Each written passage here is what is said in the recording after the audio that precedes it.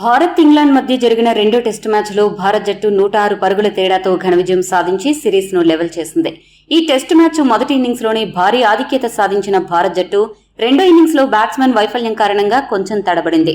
అయినప్పటికీ బౌలర్లు పూర్తి స్థాయిలో సత్తా చాటడంతో ఇంగ్లాండ్ జట్టు రెండో టెస్టు మ్యాచ్ లో ఓటమి చవిచూడక తప్పలేదు.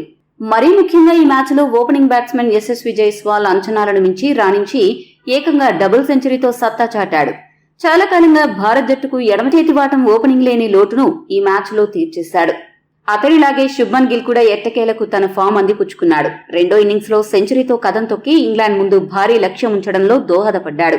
విరాట్ కోహ్లీ, కేఎల్ రాహుల్, జడేజా లేకపోయినా భారత్ జట్టు ఈ స్థాయిలో రాణించి విజయం సాధించడంపై క్రికెట్ విశ్లేషకులు ప్రశంసల వర్షం కురిపిస్తున్నారు.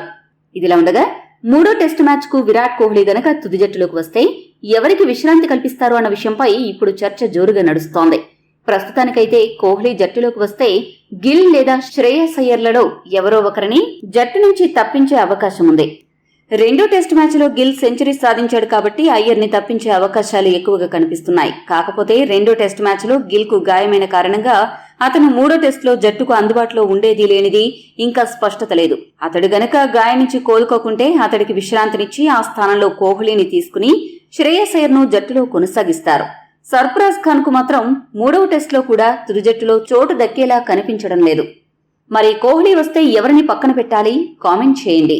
మరిన్ని అప్డేట్స్ కోసం మా ఛానల్ సబ్స్క్రైబ్ చేసుకోండి.